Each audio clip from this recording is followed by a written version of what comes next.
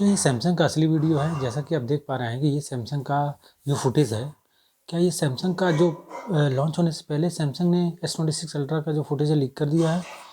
तो जैसा कि देख रहे हैं आप कि इसका जो वॉल्यूम लॉकर बटन है कैसा फ्लिप कर रहा है। कभी असली फ़ोन में ऐसा कभी होता है? तो इससे देख कर ही पता चलता है कि ये वीडियो नकली है, फेक है। 26 का जो भी फ़ोन है, ये सारे फ़ोन्स 2026 जनवरी लास्ट या फरवरी स्टार्टिंग में ही लॉन्च होने वाले हैं। कुछ फेक वीडियो भी इसी तरह के लीक हो रहे हैं, लेकिन उन्हें हम देख कर के यह ना मान लें कि ये असली वीडियो है। तो आज इसी बात पे चर्चा करते हैं।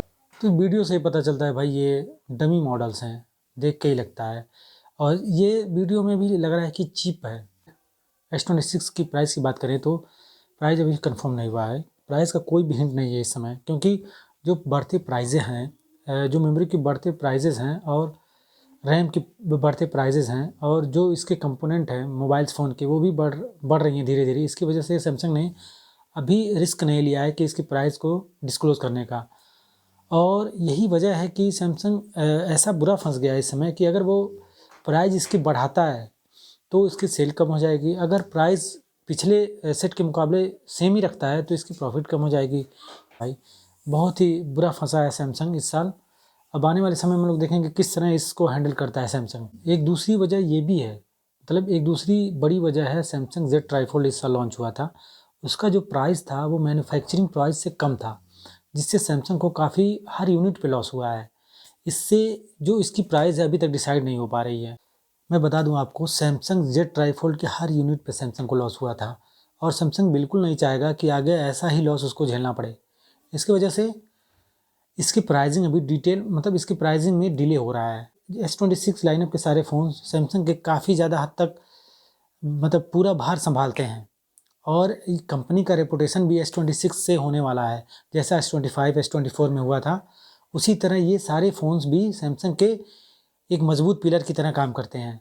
इसके सॉफ्टवेयर पे नज़र डालते हैं तो इसमें आपको One UI 8.5 का आउट ऑफ द बॉक्स मिलने वाला है, जिसमें 2 फीचर्स काफ़ी अच्छे हैं। और ये फीचर्स इसके अलावा भी बहुत अच्छे अच्छे फीचर्स हैं, लेकिन ये 2 फीचर्स काफ़ी अच्छे हैं। पहला फीचर्स है एडेप्टिव डेटा सेवर का।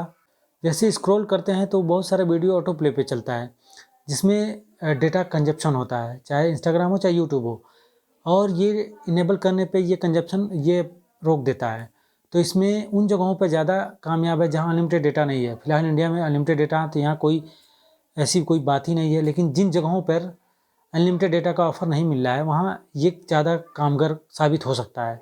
दूसरा, नेटवर्क बैटरी सेवर। ये फीचर्स पुराने सैमसंग में भी आपको मिलेगा, उसी जैसा मिलता जुलता है। लेकिन ये कैसे काम करता है, जैसे कि आप बहुत ज़्यादा तक फ़ोन आप यूज़ नहीं कर रहे हैं और या फ़ोन रख कर सो गए हैं, तो जो बैकग्राउंड में एप्लीकेशन सोशल मीडिया वाले चलते रहते हैं उनमें डेटा कंजप्शन होता है। तो ये अगर इनेबल कर देंगे काफ़ी हद तक कंजप्शन डेटा का जो सिलसिला है वो रोक देता है ये। अब चलते हैं इसके कैमरे की तरफ। काफ़ी लोगों का ये फेवरेट सेगमेंट होता है कैमरा। तो अगर इसकी बात करें तो ये बाई डिफ़ॉल्ट 24 मेगापिक्सल का फ़ोटो खींचेगा। एंड्रॉयड अथॉरिटी के मुताबिक 24 मेगापिक्सल डिफ़ॉल्ट फ़ोटो खींचने के लिए आपको Samsung camera assistant download app करना पड़ेगा। इसके लिए बिना उसके ये 24 बाई डिफ़ॉल्ट 24 मेगापिक्सल नहीं खींच सकता है।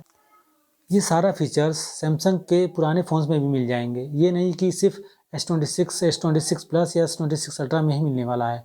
ये पुराने S25 हो या S24 सभी फ़ोन्स में ये वाला फीचर्स आपको मिल जाएगा। इसमें टेंशन वाली बात नहीं है। हमने पहले भी चार्जर की बात की हुई है। इसमें आपको 25 वाट का वायरलेस चार्जर मिलता है और QI 2.2 का सपोर्ट भी मिलता है। QI 2.2 का मतलब होता है इनबिल्ट मैग्नेट, जिसमें आपको मैक्सएप के सारे एक्सेसरीज यूज़ करने का मौका मिल जाएगा। मतलब इसमें आप मैक्सएप के सारी चीज़ें यूज़ कर सकते हैं, चाहे चार्जर हो, चाहे मैग्नेटिक चार्जर हो या मैक्सएप का वायरलेस चार्जर हो, कुछ भी।